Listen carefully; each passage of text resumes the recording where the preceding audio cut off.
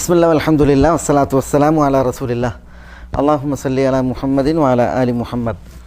ബുലൂഗുൽ മറാമിൽ കിതാബു ഉൽ ബുയൂഇൽ ബാബു റിബയിൽ ചില ഹദീസുകളാണ് ഇവിടെ നമ്മൾ മനസ്സിലാക്കുന്നത്. അതിൽ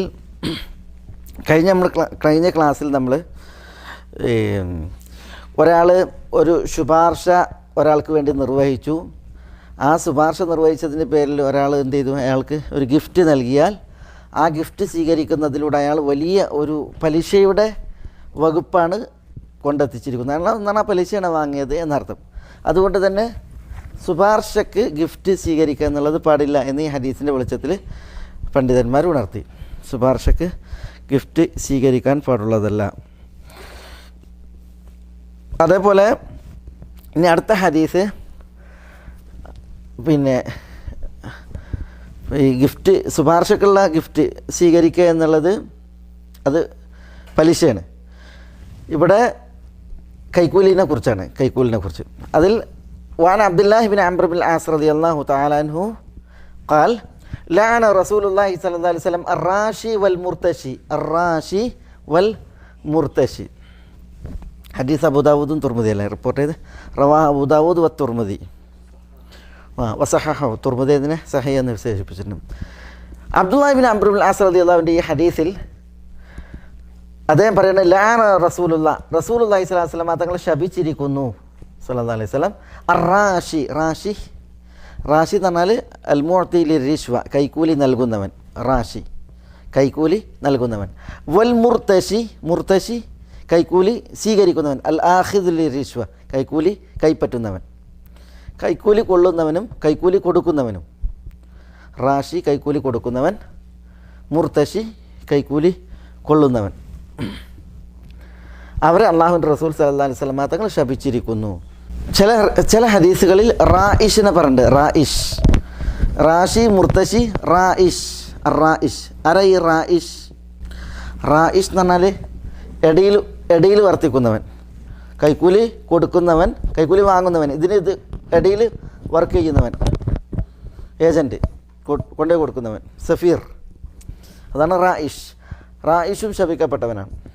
കൈക്കൂലി ഇല്ലാതെ സുതാര്യമായിട്ട് ഇടപാടുകൾ നടക്കണം. അപ്പോഴാണ് ലോകം സന്തുലിതമായിട്ട് അതിൻ്റെ ക്രയവിക്രയങ്ങൾ നടന്നു പോവുള്ളൂ. അർഹർക്ക് അവകാശങ്ങൾ ലഭിക്കും. അനർഹർ ഒരിക്കലും അർഹരുടെ അവകാശങ്ങളെ കൊള്ളൂല്ല. സത്യം സ്ഥാപിക്കപ്പെടും, അസത്യം തമസ്കരിക്കപ്പെടും. അതൊക്കെ കൈക്കൂലി ഇല്ലെങ്കിലാണ്. കൈക്കൂലി വന്നാൽ മിക്കവാറും എന്തിനാണ് കൈക്കൂലി കൊടുക്കുന്നത് ബാത്തിലിനെ ഹക്കാക്കാനാണ്, അസത്യം സത്യമാക്കാനാണ്, അർഹത തകർക്കാനാണ്, അർഹത നഷ്ടപ്പെടുത്താനാണ്. അതിനാണ് മിക്കവാറും കൈക്കൂലി. അർഹമായിരുന്നുവെങ്കിൽ കൈക്കൂലി ഇല്ലാതെ തന്നെ നേടാമായിരുന്നു. പക്ഷേ അനർഹമായി നേടാനാണ് എന്ത് കൈക്കൂലി പ്രയോഗിക്കുന്നത്. അതുകൊണ്ടാണ് ഈ ഒരു ശാപം വന്നത്. കൈക്കൂലി വാങ്ങുന്നവനും കൈക്കൂലി കൊടുക്കുന്നവനും കൈക്കൂലി നൽകാൻ വേണ്ടി ഇടയിൽ പണിയെടുക്കുന്നവനും റസൂലുള്ളാഹി സ്വല്ലല്ലാഹു അലൈഹി വസല്ലം തങ്ങളുടെ നാവിനാൽ ശപിക്കപ്പെട്ടിട്ടുണ്ട്. ഈ ഹദീസ് സഹിഹാണ്. ചില റിപ്പോർട്ടുകളിൽ കാണാം ലാന റസൂലുള്ളാഹി സ്വല്ലല്ലാഹു അലൈഹി വസല്ലം റാശി വൽ മുർതശി ഫിൽ ഹുക്കും എന്ന് പറഞ്ഞാൽ വിധിയിൽ എന്ന് പറഞ്ഞാൽ ജഡ്ജ്മെൻറ്റിൽ. മിക്കവാറും കൈക്കൂലിക്കളി എവിടെ നടക്കൽ? കോർട്ടിലാണ്. കോർട്ടും കോർട്ടിൻ്റെ പരിസരവുമായി ബന്ധപ്പെട്ടാണ്. അതുകൊണ്ട് ചില ടെക്സ്റ്റുകളിൽ ഫിൽ ഹുക്കും എന്ന് വന്നിട്ടുണ്ട്. ഇതിൻ്റെ അർത്ഥം അവിടെ മാത്രം കൈക്കൂലി എന്നുള്ളതല്ല. പിന്നെയോ കൂടുതൽ കൈക്കൂലിക്കളി നടക്കൽ ഈ കോടതിയുമായി ബന്ധപ്പെട്ടായത് കാരണത്താലാണ് ഹദീസിൽ അങ്ങനെ പറഞ്ഞത്. ഏത് നിലക്കും ഒരു ബാത്തിലിനെ നേടാൻ അല്ലെങ്കിൽ ഒരു ഹക്കിനെ തമസ്കരിക്കാൻ കൊള്ളുന്ന കാശാണ് കൈക്കൂലി, കൊള്ളുന്നതാണ് കൈക്കൂലി. അത് ശാപാർഹമാണ്. ചില പണ്ഡിതന്മാർ അനിവാര്യമായി നമുക്ക് ലഭിക്കേണ്ട ഒരു അവകാശം അത് നമുക്ക് ലഭിക്കുന്നില്ല. അത് ലഭിക്കാൻ നമ്മൾ മറ്റൊരാളുടെ അവകാശത്തെ ഹനിക്കണമില്ല. നമുക്ക് അനിവാര്യമായും എത്തേണ്ട ഒരു അവകാശം അതിലേക്ക് എത്താൻ കഴിയുന്നില്ല എങ്കിൽ നമുക്ക് ലഭിക്കേണ്ട ഒരു അവകാശം, നമ്മളാണ് ആ അവകാശത്തിന് ആ സ്ഥാനത്തിന് അർഹൻ, പക്ഷെ നമുക്ക് എത്താൻ കഴിയണില്ല എങ്കിൽ അത് നേടുന്ന മാർഗേണ ചെലവഴിക്കുന്നത് കൈക്കൂലിയാണോ? ചില പണ്ഡിതന്മാർ പറഞ്ഞത് നമുക്ക് ലഭിക്കാനുള്ള ഒന്നായിരുന്നുവെങ്കിൽ അത് നമുക്ക് ലഭിക്കുമായിരുന്നു. നമുക്ക് ലഭിക്കാൻ അർഹമല്ലാത്തതുകൊണ്ടാണ് നമുക്ക് ലഭിക്കാത്തത്. അതുകൊണ്ട് ഈ ഒരു ശാപത്തിന് വിധേയനാകാൻ ആ മാർഗേണ ഒന്നും ചിലവഴിക്കരുത് എന്നാണ് ചില പണ്ഡിതന്മാർ പറഞ്ഞത്. പക്ഷേ പല പണ്ഡിതന്മാർ പറഞ്ഞു നമുക്ക് അർഹമായൊരു സംഗതിയാണെന്ന് നമുക്ക് അർഹമായത് നമുക്കതിലേക്ക് എത്താൻ കഴിയുന്നില്ല എങ്കിൽ അതിലേക്ക് എത്താൻ അത് നേടാൻ നമ്മൾ ചിലവഴിക്കുന്നതിന് റിശ്വ എന്ന് പറയാൻ പാടില്ല. അത് റിശ്വയല്ല എന്നാണ് പണ്ഡിതന്മാർ പറഞ്ഞിട്ടുള്ളത്. നമുക്ക് ഒരു കാര്യം തരേണ്ട ഒരു വ്യക്തി അയാളെ സ്വാധീനിക്കുവാനും അയാളിൽ നമുക്ക് അനുകൂലമായൊരു തീരുമാനം ഉണ്ടാക്കാനും നമ്മൾ അയാൾക്ക് ചിലവഴിക്കുന്നത് എന്താണ്? കൈക്കൂലി തന്നെയാണ്. നമുക്കൊരു കാര്യം കിട്ടണം, ആ കാര്യം ലഭിക്കുവാൻ അയാൾക്ക് എന്തെങ്കിലും കൊടുക്കണം എങ്കിൽ അയാൾക്കത് എത്തിക്കുന്നു. നമ്മൾ കൊടുത്ത കാരണത്താലാണ് അയാൾ നമുക്ക് കാര്യങ്ങൾ ശരിയാക്കുന്നതെങ്കിൽ അത് കൈക്കൂലിയാണ്, ഹറാമാണ്. അതേസമയം ഇപ്പോൾ നമ്മളുടെ ഒരു ഫയൽ, ചില പണ്ഡിതന്മാർ അങ്ങനെ വിശദീകരിച്ചു, ഒരു ഫയൽ ഒരു സ്ഥലത്തേക്ക് എത്തണം, പക്ഷെ അത് എത്തിക്കാൻ നമുക്ക് കഴിയില്ല. പക്ഷെ അത് എത്തിക്കാൻ വേണ്ടിയിട്ട് നമുക്ക് എന്ത് ചെയ്യണം? ഇടയാളന്മാരായിരിക്കുന്നവർക്ക് കാശ് കൊടുത്തിട്ട് വേണം അതവിടെ എത്തിക്കാൻ. നമ്മൾ കാശ് കൊടുത്തുകൊണ്ടല്ല അവിടെ ആ ഫയൽ എത്തിയിട്ട് നമുക്ക് കിട്ടുന്നത്. പിന്നെയോ നമ്മുടെ ഫയൽ അവിടെ എത്തിയാലേ നമുക്ക് എന്തേ ഉള്ളൂ, നമുക്കൊരു പോസ്റ്റ് ആകട്ടെ, ഒരു യൂണിവേഴ്സിറ്റിയിൽ പോസ്റ്റ് ആകട്ടെ, അല്ലെങ്കിൽ ഒരു ജോലി പോസ്റ്റ് ആകട്ടെ ലഭിക്കണമെങ്കിൽ നമ്മുടെ ഫയൽ എന്ത് ചെയ്യണം? ഒരു മേലുദ്യോഗസ്ഥൻ്റെ അടുത്തേക്ക് എത്തണം. നമ്മളുടെ കാശ് മേലുദ്യോഗസ്ഥനെ സ്വാധീനിക്കുകയാണെങ്കിൽ അത് കൈക്കൂലിയാണ്. അതേസമയം നമ്മളുടെ ഫയൽ അവിടെ എത്താൻ നമ്മൾ മനസ്സിലായില്ലേ, അത് എത്തിക്കുന്നവർക്ക് നൽകുന്ന കാശ് അതിനും കൈക്കൂലി എന്ന് പറയാൻ പാടില്ല എന്ന് പണ്ഡിതന്മാർ പറഞ്ഞിട്ടുണ്ട്. മനസ്സിലായി? ഒരിക്കലും നമ്മൾ കൊടുക്കുന്ന കാശല്ല നമുക്ക് എന്ത് ചെയ്യുന്നത്, അത് നേടിത്തരുന്നത്. പക്ഷേ നമ്മൾക്ക് അത് കിട്ടണമെന്നുണ്ടെങ്കിൽ എന്ത് വേണം? നമ്മുടെ ഫയൽ അവിടെ എത്തണം എന്നുള്ളതാണ്. നമുക്കത് അവകാശപ്പെട്ടതുമാണ് എങ്കിൽ അത് അവിടെ എത്തിക്കുന്ന മാർഗ്ഗേണ നൽകുന്നതിന് കൈക്കൂലി എന്ന് പറയാൻ പാടില്ല എന്ന് പണ്ഡിതന്മാർ പറഞ്ഞിട്ടുണ്ട്. അതേസമയം ആ വ്യക്തി നമുക്ക് അനുകൂലമായി ഒരു ഒപ്പിടാൻ അല്ലെങ്കിൽ നമ്മുടെ ഫയൽ പരിഗണിക്കാൻ നമ്മൾ കാശ് കൊടുത്തിട്ട് അയാളെ സ്വാധീനിക്കുകയാണെങ്കിൽ അതെന്താണ്? അത് കൈക്കൂലിയാണ്. നിർബന്ധിതാവസ്ഥയിൽ പോലും കൈക്കൂലി പാടില്ല എന്നാണ്. ഇപ്പോൾ നിർബന്ധിതാവസ്ഥകളിൽ നിഷിദ്ധങ്ങൾ അനുവദനീയമാണ്. പക്ഷേ ഈ ശാപം പറഞ്ഞത് കാരണത്താൽ അതുപോലും പാടില്ല എന്ന് പറഞ്ഞ പണ്ഡിതന്മാരുണ്ട്. പക്ഷേ ചില പണ്ഡിതന്മാർ ഇപ്പോൾ നിർബന്ധ സാഹചര്യങ്ങൾ നിഷിദ്ധങ്ങൾ അനുവദിക്കും, നിർബന്ധ സാഹചര്യങ്ങൾ. പക്ഷേ നിർബന്ധ സാഹചര്യങ്ങൾ ആളുകൾക്ക് തോന്നിയ പോലെയല്ല, കാരണം ഇത് അള്ളാഹുവിൻ്റെ റസൂലിൻ്റെ ശാപവുമായി ബന്ധപ്പെട്ടതാണ്. അതുകൊണ്ട് തന്നെ ആളുകൾ ഇതിൽ ഹവാകുക എന്നുള്ളത് ശ്രദ്ധിക്കേണ്ടതുണ്ട്. ഇബ്നു മസ്ഊദ് റളിയല്ലാഹു തആലാൻ്റെ ഹിജ്റയുമായി ബന്ധപ്പെട്ടുള്ള ചരിത്രം വായിക്കുമ്പോൾ ഹബശയിലേക്കുള്ള ഹിജ്റയിൽ അദ്ദേഹത്തെയും അദ്ദേഹത്തിൻ്റെ കൂട്ടുകാരനെയും ബന്ധിച്ചിട്ട് ഇവർ ഒരു ആളുകൾക്ക് അടിമ എന്നോണം വിളിക്കുന്നുണ്ട്. മനസ്സിലായില്ലേ? അങ്ങനെ അയാളിൽ നിന്ന് മോചനം കിട്ടാൻ വേണ്ടിയിട്ട് ഇവരെന്ത് ചെയ്യണം? കാശ് ചിലവഴിക്കുകയാണ് ചെയ്തത്. നിർബന്ധിതാവസ്ഥയിൽ തങ്ങൾക്ക് മോക്ഷം കിട്ടാൻ വേണ്ടിയിട്ട് കാശ് ചിലവഴിച്ചു. അത് ഈ വിഷയവുമായി ബന്ധപ്പെട്ട് പണ്ഡിതന്മാർ പറയാറുണ്ട്. പറയുന്നത് എന്താ വെച്ചാൽ, നമ്മളൊരു നിർബന്ധ സാഹചര്യത്തിൽ അകപ്പെട്ടു, മനസ്സിലല്ലേ? നമ്മൾ അന്യായത്തിന് വിധേയമായി മർദ്ദിതരാണ് എങ്കിൽ നമ്മളെ രക്ഷപ്പെടുത്തുവാൻ, നമുക്ക് ഒരു അർഹത ലഭിക്കാൻ നമ്മൾ ചിലവഴിക്കുന്നത് കൈക്കൂലിയാണ് എന്ന് പറയാൻ പാടില്ല എന്ന് പണ്ഡിതന്മാർ പറഞ്ഞിട്ടുണ്ട്. ആ മാർഗ്ഗേണ ചിലവഴിക്കുന്നത് അനുവദനീയമാണ് എന്നർത്ഥത്തിൽ. ഏതായാലും കൈക്കൂലി മഹാവിപത്താണ് എന്നുള്ളതിൽ ഒരു ഇഷ്കാലുമില്ല. കാരണം അത് മിക്കവാറും എന്തിനാ? ഇബ്താലുൽ ഹക്ക്, ഒരു സത്യത്തെ, ഒരു അർഹതയെ തകർക്കാനാണ്. ഒരു വ്യക്തിക്ക് ലഭിക്കേണ്ട അർഹത അത് അയാൾക്ക് ലഭിക്കാതിരിക്കാൻ വേണ്ടിയിട്ടാണ് ഇതിനെ ചെയ്യുന്നത്. അത് അയാൾക്ക് ലഭിക്കാൻ നമുക്ക് അനുകൂലമാകാൻ, കൈക്കൂലി കൊടുക്കുന്നവന് ലഭിക്കാൻ. ഇതാണ് ലോകത്തെ ഇന്നത്തെ പരിപാടി കൈക്കൂലിയുടെ വിഷയത്തിൽ നടക്കുന്നത്. ഒരു ഇഹ്ഖാഖുൽ ഹക്ക്, സത്യത്തെ സ്ഥാപിക്കാനോ അവകാശം സ്ഥാപിക്കാനോ അല്ലെങ്കിൽ ഒരു ബാത്തിലിനെ തകർക്കാനോ അല്ല. മിക്കവാറും നടക്കുന്നത് എന്താണ്? ഹക്കിനെ തമസ്കരിക്കാനാണ്, അവകാശം ഹനിക്കപ്പെടാനാണ്. അതുകൊണ്ടാണ് ഇതിൽ ശാപം പറഞ്ഞത്. മദീനയിലെ യഹൂദന്മാർ കൈക്കൂലിയുടെ ആളുകളായിരുന്നു. അക്കാലൂൻ അല്ലിസ്വഹ്ത്ത് എന്ന് പറഞ്ഞേ, നിഷിദ്ധം ഭുജിക്കുന്നവരായിരുന്നു ജൂതന്മാർ. അവരുടെ പണി എന്തായിരുന്നു? കൈക്കൂലിയായിരുന്നു. പലിശയും കൈക്കൂലിയും. അതുകൊണ്ട് തന്നെ ചരിത്രത്തിൽ കാണാൻ സാധിക്കും, നബി സല്ലല്ലാഹു അലൈഹി വസല്ലം തങ്ങൾ ഖൈബറിലെ ജൂതന്മാരേക്ക് അവിടുത്തെ ഈത്തപ്പനകൾ അവരെ ഏൽപ്പിക്കുക ചെയ്തത്. ഞാൻ ഇവിടെ ഉണർത്തിയല്ലോ. അങ്ങനെ അതിലെ പകുതി കാരക്ക മദീനയിൽ ഏൽപ്പിക്കണമെന്ന നിലയ്ക്ക് അവരുടെ കൃഷിയിടങ്ങൾ അവരെ ഏൽപ്പിച്ചു. അങ്ങനെ അബ്ദുല്ലാഹി ഇബ്നു റവാഹ എങ്ങാണ്ട ഇത് വാങ്ങാൻ പോയപ്പോൾ, ഈ കാരക്ക വാങ്ങാൻ വേണ്ടി പോയപ്പോൾ അവരതിൻ്റെ വിഹിതം, മദീനക്കുള്ള വിഹിതം കുറക്കാൻ വേണ്ടിയിട്ട് അബ്ദുല്ലാഹി ഇബ്നു റവാഹയ്ക്ക് കൈക്കൂലി കൊടുക്കാൻ ശ്രമിക്കുന്നുണ്ട്. മനസ്സിലായി? പക്ഷേ അബ്ദുല്ലാഹി ഇബ്നു റവാഹ അവരോട് വളരെ കടുത്ത ഭാഷയിലാണ് ആ വിഷയത്തിൽ സംസാരിക്കേണ്ടത്. യൂതന്മാരുടെ ഒരു സ്വഭാവമാണ്. ഇപ്പോൾ ഒരു വ്യക്തി നമുക്ക് വേണ്ടിയിട്ട് കുറേ ഓടി, കുറേ അധ്വാനിച്ചു, നമുക്ക് വേണ്ടിയിട്ട് കുറേ ശ്രമിച്ചിട്ടാണ് നമുക്കൊരു കാര്യം നേടി തന്നതെങ്കിൽ അയാൾക്കൊരു നന്ദി സൂചകമായിട്ട് നമ്മൾ നൽകുന്നൊരു ഗിഫ്റ്റ് ഉണ്ടല്ലോ, അത് പറഞ്ഞ പലിശ അല്ല. പലിശയല്ല. അത് ഇതേപോലെ എന്തുമല്ല, ഒരു കൈക്കൂലിയല്ല. അത് അയാൾ നമുക്ക് വേണ്ടിയിട്ട്, പിന്നെ അതിന് മുക്കാഫ എന്നാ പറയാം. മുക്കാഫ, നിങ്ങൾക്ക് വേണ്ടിയിട്ട് ഒരാളൊരു നന്മ ചെയ്തെന്നുണ്ടെങ്കിൽ അയാൾക്ക് നിങ്ങൾ പ്രത്യുപകാരമായിട്ട് അങ്ങോട്ട് നന്മ ചെയ്യണമെന്നല്ലേ, ആ വകുപ്പിലാണ് പെടുക. അയാളത് പ്രതീക്ഷിക്കണമില്ല, പക്ഷേ അയാൾ നമുക്ക് വേണ്ടിയിട്ട് കുറേ അധ്വാനിച്ചിട്ടുണ്ട്, അതിനൊരു താങ്ക്സ് എന്ന നിലക്കാണെങ്കിൽ അതിന് മുക്കാഫ എന്ന് പറയാം. അതേസമയം പിന്നെ നമ്മളെ പ്രതീക്ഷിച്ച് മറ്റുള്ളവരുടെ അതൊക്കെ മാറ്റി വെച്ച് നമുക്ക് ചെയ്തു തരാൻ നമ്മളുടെ ഗിഫ്റ്റ് പ്രതീക്ഷിച്ചിട്ടാകുമ്പോൾ അത് വേറെ വിഷയമാണ്. ഇത് ഒന്നാമത്തേത് അബ്ദുല്ലാഹി ഇബ്നു അംറിൽ നിന്നുള്ള ഹദീസിൽ ലാന റസൂലുള്ളാഹി സ്വല്ലല്ലാഹു അലൈഹി വസല്ലം റാഷി വൽ മുർതശി റവാഹു അബൂ ദാവൂദ് വത്തുർമുദി വസഹഹഹു. ഇനി അടുത്ത ഹദീസ് ഇബ്നു ഉമർ അല്ലേ, وعن ابن عمر رضي الله تعالى عنهما قال نهى رسول الله صلى الله عليه وسلم عن المزابنة أن يبيع ثمر حائطه إن كان نخلا بتمر كيلا وإن كان كرما أن يبيعه بزبيب كيلا وإن كان زرعا أن يبيعه بكيل طعام نهى عن ذلك كله അതിൻ്റെ അത് മുത്തഫഖുൻ അലൈഹി. ഇത് നമുക്ക് വന്നിട്ടുണ്ട് മുമ്പ്, മുസാബന വന്നിട്ടുണ്ട് ഇല്ലേ, മുസാബന വന്നിട്ടുണ്ട്. നഹാ റസൂലുള്ളാഹി സ്വല്ലല്ലാഹു അലൈഹി വസല്ലം, അല്ലാഹുവിൻ്റെ റസൂൽ സ്വല്ലല്ലാഹു അലൈഹി വസല്ലം തങ്ങൾ വിരോധിച്ചു. അനിൽ മുസാബന വിരോധിച്ചു. അതൊരു തരം കച്ചവടമാണ്, ഒരു തരം ഇടപാടാണ്, കൈമാറ്റ കച്ചവടം. ഒരു തരം കൈമാറ്റ കച്ചവടം മുസാബന. അതെന്താ?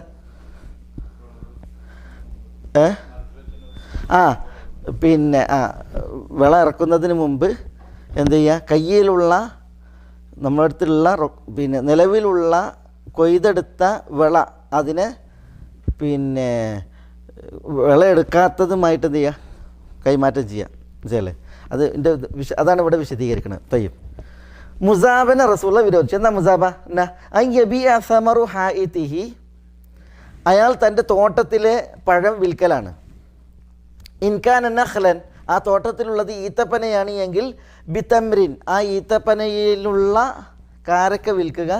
ബിതംറിൻ, മറ്റ് കാരക്കയായിട്ട്. എങ്ങനെ? കൈലൻ, അളന്ന്. അതായത് എൻ്റെ അടുത്ത് കുറേ കാരക്ക ഉണ്ട്, ഇത് കഴിഞ്ഞ കൊല്ലത്താണ്, അല്ലെങ്കിൽ ഇത് പഴയതാണ്, എനിക്ക് ഫ്രഷ് വേണം.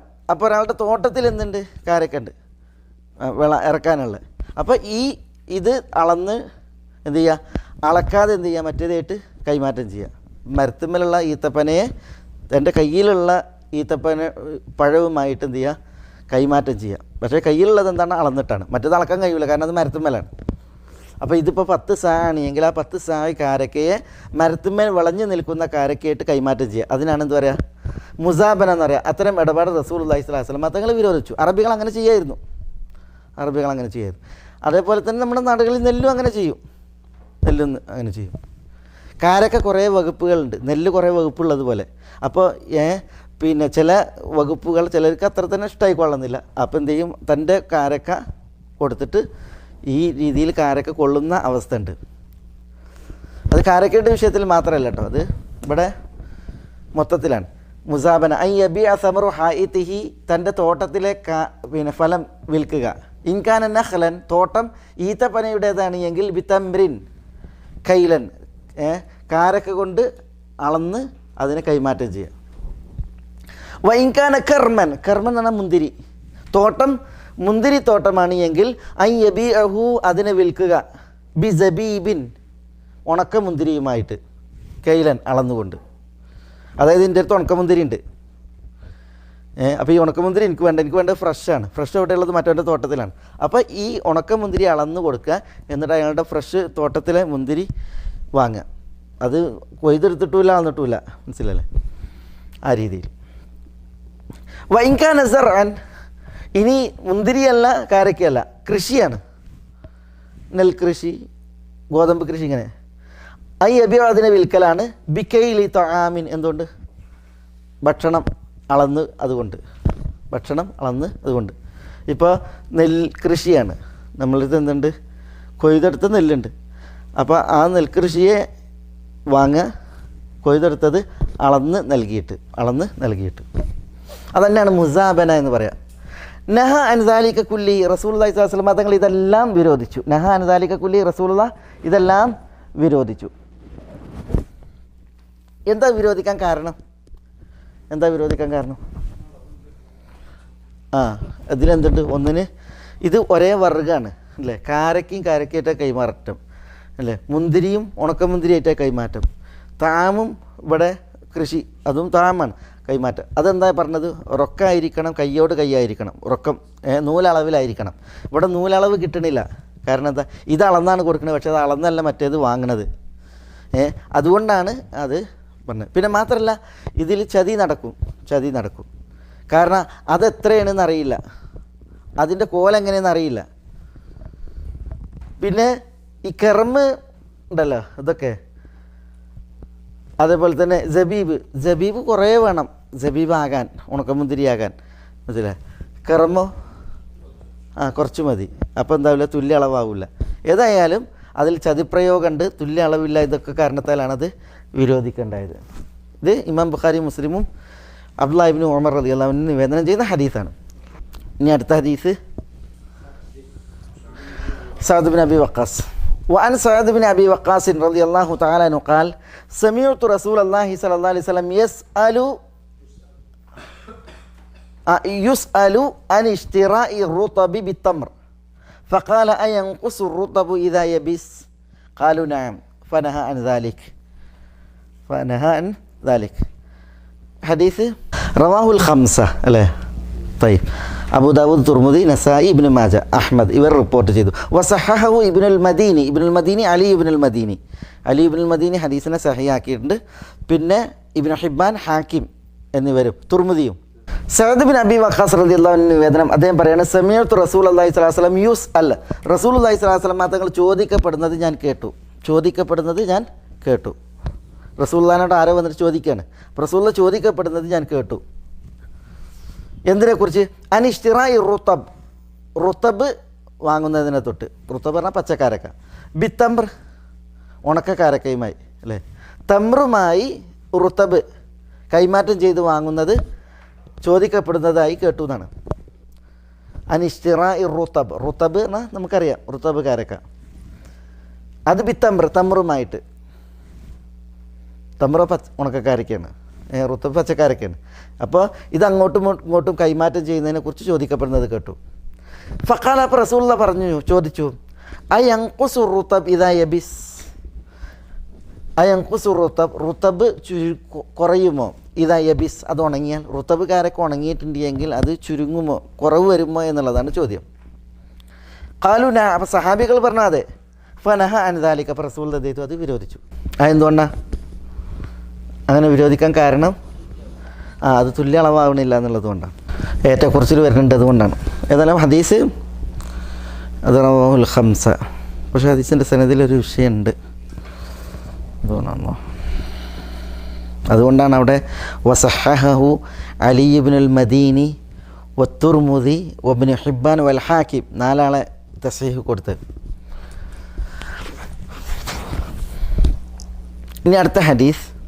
وعن ابن عمر رضي الله تعالى عنهما أن النبي صلى الله عليه وسلم نهى عن بيع الكالي بالكالي، يعني الدين بالدين. رواه إسحاق والبزار بإسناد ضعيف. إسحاق ضحى والبزار بإسناد ضعيف. طيب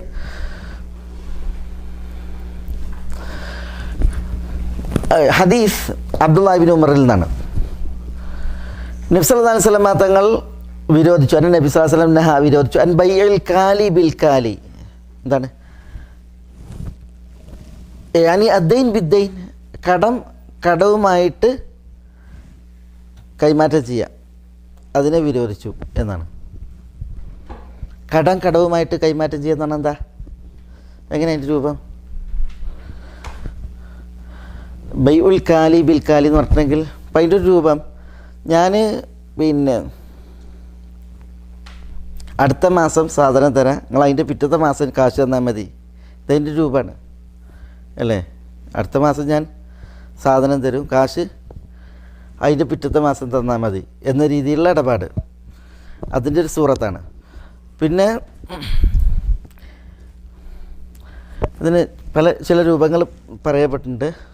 ഞാൻ അതിൻ്റെ ഒരു എൻ്റെ ഇതിൽ വരുന്നില്ല. ഞാനത് ഇൻഷാ അല്ലാഹ് അത് ഉണർത്താം, വിശദീകരിക്കാം അടുത്ത ക്ലാസ്സിൽ. ഏതല്ലേ വില നിശ്ചയിക്കില്ല. അതായത് ഞാനൊരു സാധനം ഇപ്പം നെല്ല് ഞാൻ അടുത്ത മാസങ്ങൾക്ക് നെല്ല് വിൽക്കും, പിന്നെ അതിൻ്റെ അടുത്ത മാസങ്ങൾ എന്ത് ചെയ്താൽ മതി, അതിൻ്റെ കാശ് തന്നാൽ മതി എന്ന രീതിയിലുള്ള കച്ചവടം ഉറപ്പിക്കൽ, വിൽപ്പന, അതതിൻ്റെ രൂപമാണ് ബൈഉൽ കാലി ബിൽക്കാലി. അത് അതന്നെ. പക്ഷേ ഇതെന്തായിരിക്കും, ഇത് ഉത്തരവാദിത്തത്തിലൊരു ഇടപാടായിരിക്കും, ഉത്തരവാദിത്തത്തിലുള്ള ഒരു ഇടപാടായിരിക്കും. ഏതായാലും അതിൻ്റെ ഇതിന് കുറേ രൂപങ്ങളുണ്ട്. ബൈഉൽ കാലി ബിൽക്കാലി. നമ്മളിപ്പോൾ പിന്നെ ഈ കടങ്ങളുണ്ടല്ലോ, കടങ്ങൾ അങ്ങോട്ടും ഇങ്ങോട്ടും പിന്നെ ഒരാൾ എനിക്ക് ഇത് നിങ്ങൾ എനിക്ക് ഇത്ര തരാനുണ്ട്, അപ്പോൾ ഞാൻ നിങ്ങൾക്ക് അങ്ങോട്ട് ഇന്നത് തരാനുണ്ട്, ഈ രീതിയിലുള്ളൊക്കെ ഇടപാടുകളാണ് അതുകൊണ്ട് ഉദ്ദേശിക്കുന്നത്. അതിന് കുറേ സൂറത്തുണ്ട്. ഇൻഷാ അല്ലാഹ് അതൊന്ന് പിന്നെ വിശദമായിട്ടിരുന്ന് നോക്കാം, വായിച്ച് ഇതിലാക്കാൻ പറ്റിയില്ല, ഇന്ന് നേരം കിട്ടിയില്ല. അത് ഇൻഷാ അല്ലാഹ് ഞാൻ അടുത്ത ആഴ്ച അത് വിശദീകരിക്കാം ഇൻഷാ അല്ലാഹ്. ഏതായാലും നബി സല്ലല്ലാഹു അലൈഹി വസല്ലം തങ്ങൾ ഈ ബൈഉൽ കാലി ബിൽ കാലി അത് വിരോധിച്ചു. ഈ ഹദീസ് ദഈഫാണ്, ഹദീസ് ദഈഫാണ്. അതാണ് റവാഹു ഇസ്ഹാഖ് വൽ ബസ്സാർ ബി ഇസ്നാദിൻ ദഈഫ് എന്ന് പറഞ്ഞത്. കാരണം ഇത് അബ്ദുല്ലാഹി ഇബ്നു ഉമറാണ് റാവി. അബ്ദുല്ലാഹി ഇബ്നു ഉമറിൽ നിന്ന് നാഫിയാണ്. നാഫിയിൽ നിന്ന് ഇത് റിവായത്ത് ചെയ്യപ്പെടുന്ന റാവി എനിക്കൊന്ന് മൂസ ബിൻ അബ്ദയാണ്. മൂസ ഇബ്നു ഉബൈദ എന്ന് പറയുന്ന റാവിയാണ്. നാഫിയിൽ നിന്ന് മൂസ ഇബ്നു ഉബൈദ റിപ്പോർട്ട് ചെയ്യുന്നതുകൊണ്ടാണ് ഈ ഹദീസിനെ ദഈഫാക്കിയത്. മൂസ ബിൻ ഉബൈദയെ സംബന്ധിച്ചിടത്തോളം അദ്ദേഹം ദുർബല റാവിയാണ്. അദ്ദേഹവുമായി ബന്ധപ്പെട്ട് കുറേ സംസാരമുണ്ട്. അതുകൊണ്ടാണ് ഹദീസ് ദുർബലം എന്ന് പറഞ്ഞത്. പക്ഷേ ഹദീസിൻ്റെ ആശയം എന്താണ്? ഈ ഹദീസിൻ്റെ ആശയം ശരിയാണ്. അത് ഇസ്ലാമിക ലോകത്ത് നിസ്തർക്കമായി സ്വീകരിച്ചിട്ടുള്ള ഒരാശയമാണ്. മനസ്സിലായല്ലോ? ഏതായാലും നമുക്ക് ഇൻഷാ അല്ലാഹ് ഈ അടുത്ത ക്ലാസ്സിൽ ഞാൻ ഇതിൻ്റെ ഒരു ഉദാഹരണങ്ങൾ ഞാൻ പിന്നെ ഉണർത്താം ഇൻഷാ അല്ലാഹ്. ഹക്ക് ഹക്കായി മനസ്സിലാക്കുവാനും അത് പിൻപറ്റുവാനും ബാത്തിലായി മനസ്സിലാക്കുവാനും അതിൽ നിന്നും അതിൻ്റെ ആളുകളിൽ നിന്നും വിട്ടു നിൽക്കാനും അള്ളാഹു നമ്മളെ എല്ലാവരെയും അനുഗ്രഹിക്കുമാറാവട്ടെ. വസല്ലല്ലാഹു വസല്ലമ വബാറക അലാ നബീന മുഹമ്മദിൻ വഅലാ ആലിഹി വഅസ്ഹാബിഹി അജ്മഈൻ. അസ്സലാമു അലൈക്കും.